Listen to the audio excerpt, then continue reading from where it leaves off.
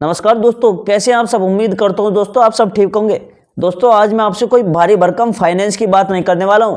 आज मैं आपको बिल्कुल सिंपल दिल से जुड़ी बात करने वाला हूं।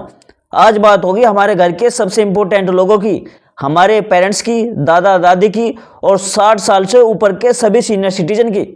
दोस्तों इस उम्र में इंसान को ज़्यादा कुछ नहीं चाहिए, बस इतना चाहिए कि पैसा सुरक्षित रहे और हर महीने थोड़ा थोड़ा पैसा आता रहे और बैंक के चक्कर ना काटने पड़े। लेकिन सच्चाई ये है कि बहुत से सीनियर सिटीजन गलत बैंक अकाउंट का इस्तेमाल कर रहे हैं या फिर ऐसी एफडी करा लेते हैं जिससे उन्हें पूरा फायदा नहीं मिल पाता। आज की इस वीडियो में मैं आपको बिल्कुल फ्रेंड की तरह बात करते हुए समझाऊंगा कि सीनियर सिटीजन के लिए कौन सा बैंक अकाउंट सही है, कौन सी एफडी ऑप्शन आपके लिए बेहतर है और किन छोटी छोटी गलतियों से बचना बहुत जरूरी है। दोस्तों सबसे पहले मैं समझा दूं कि सीनियर सिटीजन किसे कहते हैं। देखो दोस्तों, अगर किसी इंसान की उम्र 60 साल या उससे ज्यादा है तो उसे सीनियर सिटीजन माना जाता है। सरकार और बैंक ऐसे लोगों के लिए कुछ एक्स्ट्रा सुविधाएं देती है ताकि इस उम्र में उन्हें पैसे को लेकर टेंशन ना हो। अब आप सोच रहे होंगे कि अलग बैंक अकाउंट लेने की क्या जरूरत है, जो सेविंग अकाउंट चल रहा है वही चलने दो।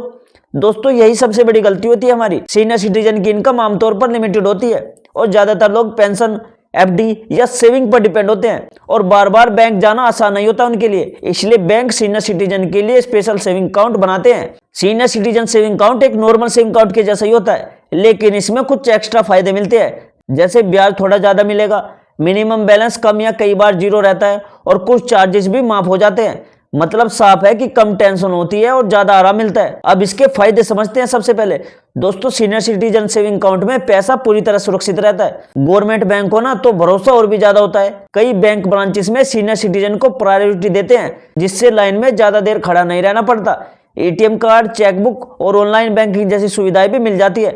लेकिन दोस्तों हर चीज के दो पहलू होते हैं। हर बैंक की सुविधाएं सेम नहीं होती। कहीं इंटरेस्ट थोड़ा होता है, कहीं ज्यादा होता है तो कहीं चार्जेस ज्यादा हो सकते हैं। इसलिए अकाउंट खोलते समय बैंक वाले से साफ साफ पूछना जरूरी है कि चार्जेस क्या है और मिनिमम बैलेंस कितना है। अब सवाल आता है कि कौन सा बैंक अकाउंट सीनियर सिटीजन के लिए सही है। दोस्तों सरकारी बैंक सीनियर सिटीजन के लिए सबसे सेफ माने जाते हैं। SBI, PNB, bank of Baroda और कैनरा बैंक ये ऐसे बैंक है जहां भरोसा भी है और ब्रांच भी आसानी से मिल जाती है इनकी। अब बात करते हैं दोस्तों सीनियर सिटीजन के सबसे फेवरेट ऑप्शन की, यानी एफडी की। दोस्तों इस उम्र में ज्यादातर लोग रिस्क नहीं लेना चाहते और एफडी उन्हें यही इंश्योर देती है कि पैसा सुरक्षित है और इंटरेस्ट तय मिलेगा।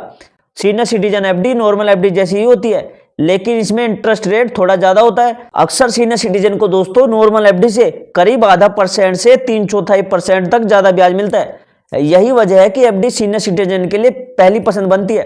एफडी के फायदे बहुत साफ होते हैं। देखो, रिटर्न गारंटीड होता है, वहां पर रिस्क बहुत ही कम होता है और अगर चाहो तो मंथली इंटरेस्ट लेने का ऑप्शन भी मिलता है जिससे हर महीने खर्चा चलाना भी आसान हो जाता है। लेकिन दोस्तों यह भी समझना जरूरी है कि एफडी में पैसा बहुत तेजी से नहीं बढ़ता। महंगाई के सामने एफडी का रिटर्न थोड़ा कम लग सकता है और एफडी से मिलने वाला ब्याज पर टैक्स भी लगता है। इसलिए एफडी को समझदारी से इस्तेमाल करना जरूरी है।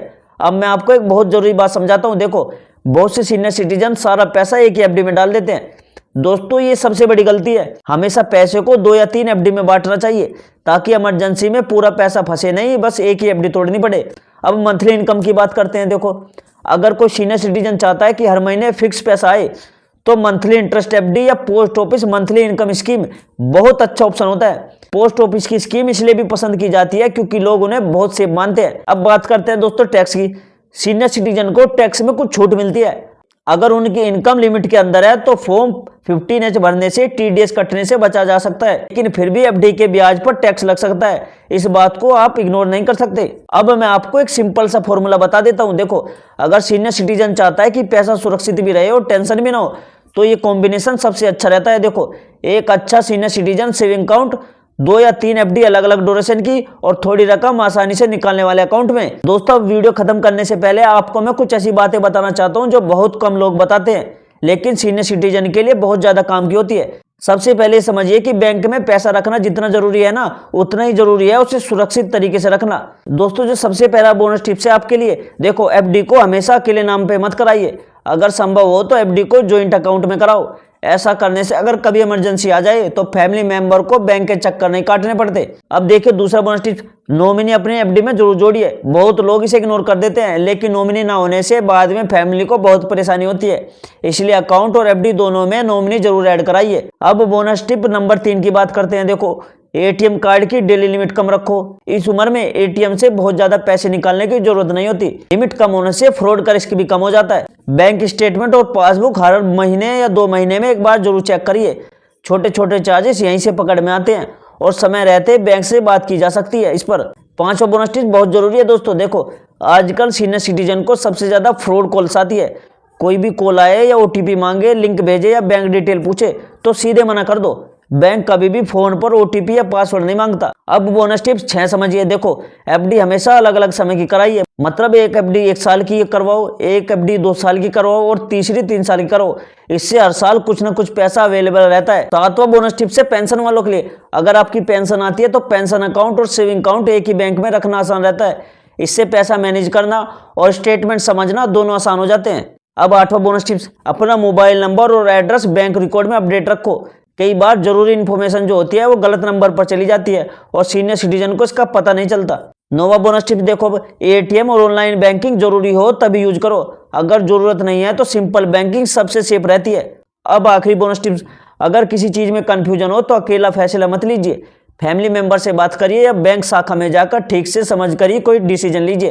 दोस्तों, ये बोनस टिप्स मैंने इसलिए बताए हैं ताकि हमारे सीनियर सिटीजन बैंक के झंझट से दूर रहे, फ्रॉड से बचे और अपने पैसे को वो पूरी तरह सेफ रख सके। अगर आपको दोस्तों ये जानकारी अपने माता पिता या किसी सीनियर सिटीजन के लिए काम की लगी हो तो वीडियो को शेयर जरूर कीजिएगा। और दोस्तों, ऐसी वीडियोस चैनल पर आती रहती है बैंक से रिलेटेड, तो इस चैनल को सब्सक्राइब कर लो। तो दोस्तों, मिलते हैं अगली वीडियो में एक नई जानकारी, एक नए अपडेट के साथ। तब तक के लिए जय हिंद, जय भारत।